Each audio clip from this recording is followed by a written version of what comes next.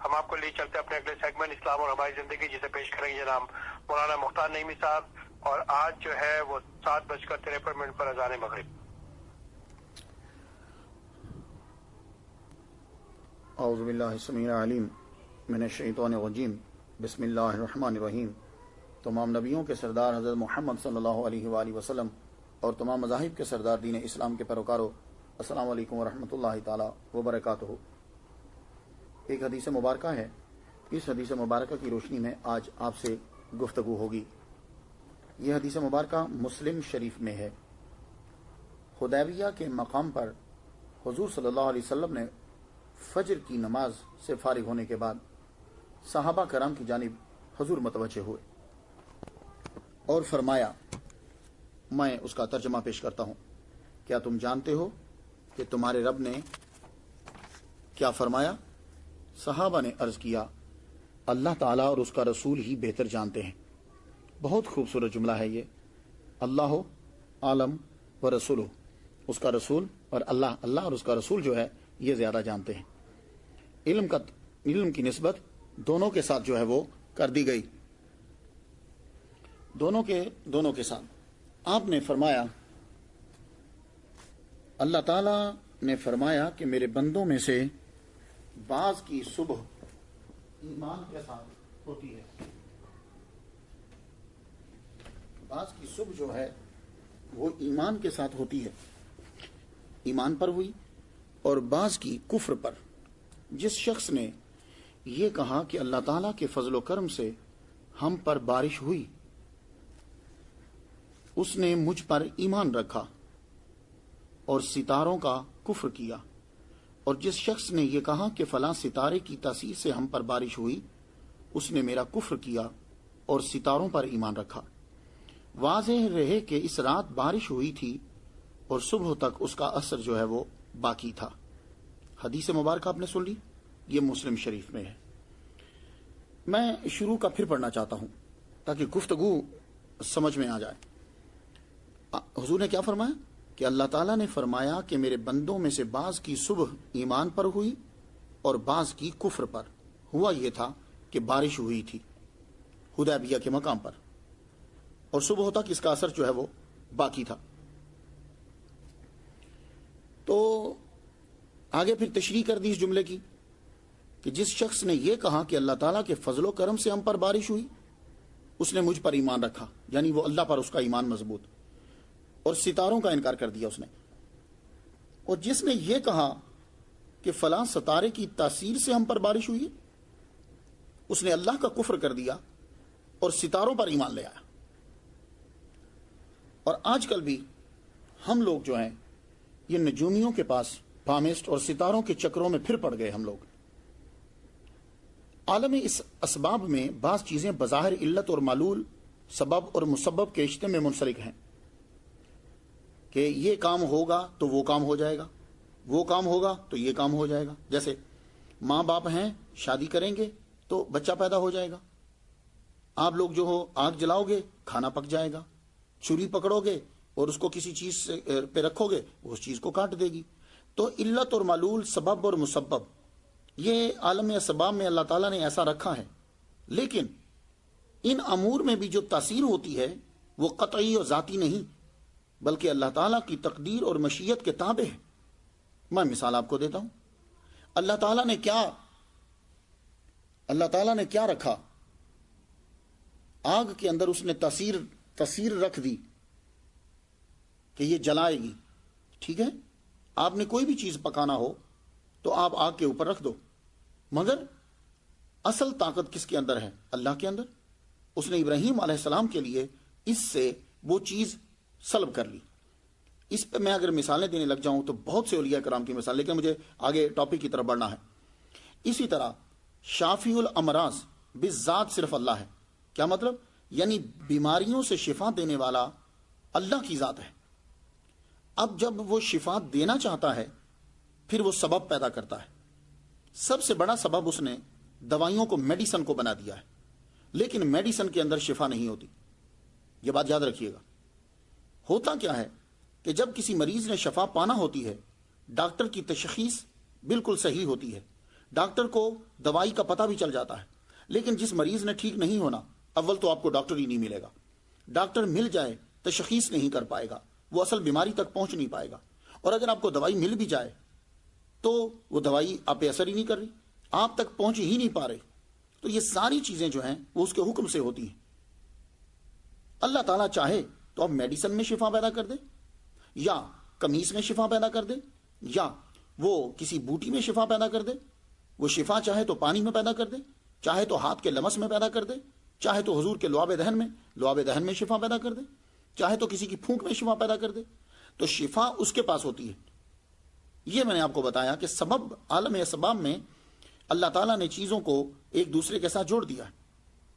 مسلمان خاندان اور صحیح خاندان کے ہاں اولاد جو پیدا ہوتی ہے وہ ماں باپ کے ملاپ اور شادی کی وجہ سے پیدا ہوتی ہے، لیکن عیسیٰ علیہ السلام کو بغیر باپ کے پیدا کر دیا، یہ اس کی قدرت ہے، اور حضرت حوا علیہ السلام کو بغیر باپ اور بغیر ماں کے پیدا کر دیا۔ تو یہ دیکھیے کہ جن چیزوں میں اثر ہے، اگر سبب اور مسبب، علت اور معلول آپ کو نظر آتی ہیں تو وہ بھی اللہ تعالیٰ کی طرف سے پیدا کرتا ہے۔ قدیم فلاسفہ یونان اور علماء حیات کا یہ کہنا ہے کہ 7 آسمانوں میں ہر آسمان پر ایک گردش کرنے والا ستارہ ہے۔ اب آ جائیے ستاروں کی طرف، کہ یہ جو لوگ ستاروں کے بارے میں آپ کو بتاتے ہیں یا آپ جو پوچھنے جاتے ہیں وہ ستارے ہیں کیا، پہلے میں بات کر لوں پھر آگے بات بڑھاتا ہوں۔ یہ کہتے ہیں کہ پہلے آسمان پر قمر، دوسرے پر عطارد، تیسرے پہ زہرہ، چوتھے پہ شمس، 5ویں پہ مریخ، 6 پہ مشتری، 7ویں پہ زحل، 8ویں آسمان پر ثابت ستارے جو حرکت نہیں کرتے، 9ویں آسمان فلک اطلس، 9واں آسمان جو ہے جس پر کوئی ستارہ نہیں، 8ویں آسمان پر ستاروں کے اجتماع سے جو حیات بنتی ہے وہ 9ویں آسمان کے شفاف ہونے کی بنا پر اس کا عکس جو ہے وہ اس پہ پڑتا ہے۔ یہ قدیم فلاسفہ یونان کہتے تھے۔ اور یہ 12 شکلیں ہیں: حمل، سور، جوزہ، سرطان، اسد، سنبلہ، میزان، عقرب، قوس، جدی، دلو، حوت۔ ان کو علماء حیات برج کہتے ہیں۔ اہل نجوم جو ہیں، جو ستاروں کی تاثیر کے قائل ہیں، اسلام نہیں ہے اس کا قائل، یہ بات یاد رکھیے گا، اور نہ ہی اسلام کہتا ہے کہ ستاروں کی طرف بڑھ جاؤ تم اور ستاروں کو یہ سمجھو کہ وہ تمہاری زندگی پہ اثرات مرتب کریں گے، یہ اسلام کی تعلیمات نہیں ہے۔ اب ذرا غور سے سنیے گا، اہل نجوم جو ستاروں کی تاثیر کے قائل ہیں کہتے ہیں کہ فلاں ستارہ جب فلاں برج میں پہنچ جائے تو بارش ہوتی ہے، یا قحط پڑتا ہے، یا دریاؤں اور سمندروں میں طوفان آتے ہیں، یا اچھی فصل پیدا ہوتی ہے۔ یہ لوگ کسی شخص کے نام اور اس کی تاریخ پیدائش سے اس کا ستارہ نکالتے ہیں اور پھر بتاتے ہیں کہ اس کی پیدائش کے وقت اس کا ستارہ فلاں برج میں تھا اور یہ ستارہ صاد ہے یا نحس ہے، اور پھر اس کی زندگی کے واقعات کو اس ستارے سے جوڑتے ہیں۔ مثلا کہ جب وہ فلاں برج میں پہنچے گا تو اسے سفر میں، تجارت میں یا کسی اور مقصد میں کامیابی ہوگی یا ناکامی۔ اخبارات میں کالم شائع ہوتے ہیں، آپ کا یہ ہفتہ کیسا رہے گا۔ خود اس کی اپنی زندگی مصیبت میں پڑی ہوئی ہے اور لوگوں کو بتا رہا ہوتا ہے تمہارا ہفتہ کیسا رہے گا۔ اور یہ سب اٹکل بچوں ہیں، ظن اور تخمین کے خیالی گھوڑے ہیں جو دوڑائے جاتے ہیں۔ اسلام میں ایسے باطل نظریات کی قطعاً کوئی گنجائش نہیں۔ قضاء و قدر، تقدیر اور نظام کائنات کی باغ دوڑ اللہ تعالیٰ کے دست قدرت میں ہے۔ وہ مالک و مختار ہے، اس کی مشیت کے بغیر ایک پتا بھی نہیں ہلتا۔ علامہ اقبال نے سچ کہا تھا۔ علامہ اقبال کا شعر ذرا غور سے سنیے گا۔ یہ جو لوگ ستاروں کے پیچھے چل پڑتے ہیں، اللہ اور اس کے رسول کو اور نماز کو چھوڑ کر ستاروں کو اثر لے رہے ہیں۔ اثر کیا کہا علامہ اقبال نے؟ علامہ اقبال کہتے ہیں، ستارہ کیا میری تقدیر کی خبر دے گا، وہ خود فراخی افلاک میں ہے خوار و زبوں۔ مطلب کیا ہے؟ یعنی ستارہ میری تقدیر کے بارے میں کیا بتائے گا، خود وہ اتنے کھلے آسمان میں ذلیل ہو رہا ہے۔ خوار اور زبوں دونوں کا معنی ذلیل و خوار، آپ نے لفظ تو سنا ہوگا۔ جو خود بیچارہ فراخی افلاک میں خوار اور زبوں ذلیل ہو رہا ہے، وہ میری تقدیر کے بارے میں کیا بتائے گا؟ تو یہ بات یاد رکھیے کہ اللہ تعالیٰ نے یہ جو ستارے پیدا کیے، ستاروں کو تکوینی امور میں مؤثر بالذات مانے، وہ کافر ہے۔ یہ حدیث مبارکہ سے چیز واضح ہوگی۔ اب پھر سن لیجیے اس جملے کو، یہ ٹیکنیکل ورڈ ہے، میں اس کا آسان ترجمہ کر دیتا ہوں۔ ستاروں کو تکوینی امور میں مؤثر بالذات مانے، وہ مسلمان نہیں رہتا، اللہ تعالیٰ کی قدرت کا منکر ہو جاتا ہے۔ کیا مطلب؟ یعنی یہ جو دنیا کے معاملات جو چل رہے ہیں، اس کے اندر اگر وہ یہ سمجھتا ہے کہ اس ستارے کی وجہ سے یہ کام ہوا ہے تو وہ اسلام سے خارج ہو جاتا ہے۔ یہ بات یاد رکھیے گا۔ ہمارے پاس بڑے ستارے جو ہیں وہ کون سے ہیں؟ یہ جو بھی کہہ رہیے، اب سیارہ کہہ لیجیے، یہ جو چمک رہے ہیں اب بڑے بڑے آپ کو نظر آتے ہیں، یہ باقی تو چھوٹے چھوٹے ہیں۔ بڑا ہمیں نظر آتا ہے، ہمیں سورج نظر آتا ہے، یہ سورج ہے نا بڑا. اب سورج کو دیکھ لیجئے آپ کتنا بڑا ہے. اللہ تعالیٰ نے جو ان کا ذکر کیا ہے ستاروں کا، یہ ان کا قرآن مجید کے اندر، زمین کا، آسمان کا، ان کی گردش کا، ان چیزوں کا، وہ صرف ذکر اس لیے کیا ہے کہ یہ جو لوگ ہیں ان چیزوں کو دیکھ کر اللہ تعالیٰ کی قدرت کے قائل ہو جائیں، اس لیے بیان کیا ہے. اس لیے بیان نہیں کیا کہ آپ ستاروں کو پوجنے لگ جائیں. اب دیکھیے ایک جگہ اللہ فرماتا ہے الشمس والقمر بحسبان والنجم والشجر یسجدان. سورج اور چاند حساب اور قدرت کے مقرر ضابطے کے پابند ہیں.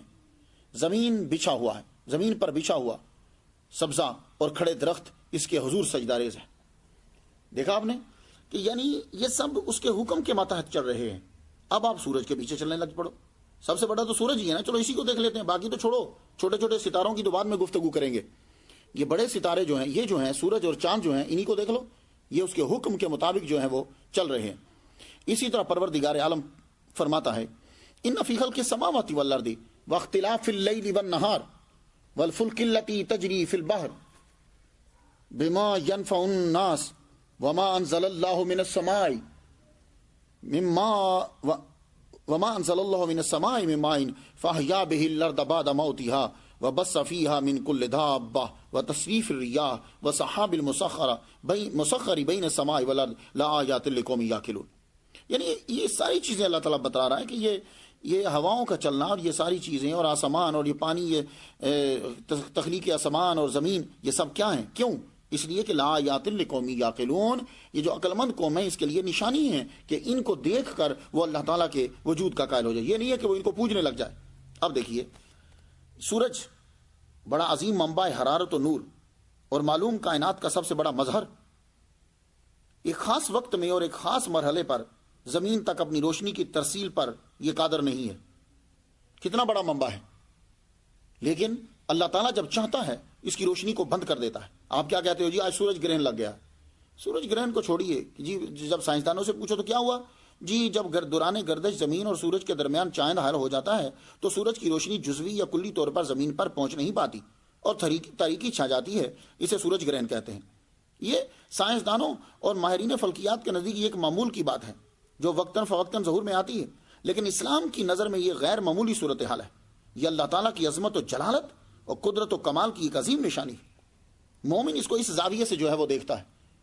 مومن یہ سمجھتا ہے کہ یہ سب اللہ تعالیٰ کی قدرت ہے یہ ساری کی ساری.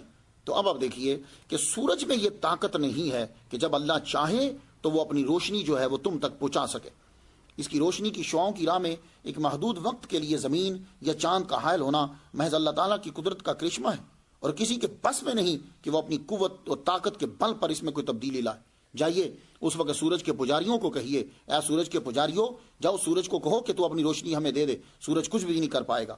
تو جب سورج جیسا یہ کچھ نہیں کر پا رہا، یہ ستارہ کچھ نہیں کر پا رہا، تو باقی کیا چھوٹے چھوٹے کیا کریں گے جو اسی سے بقول ان کے اسی سے ٹوٹ کر جو ہے وہ بنے پڑے ہیں، وہ کیا کر سکتے ہیں؟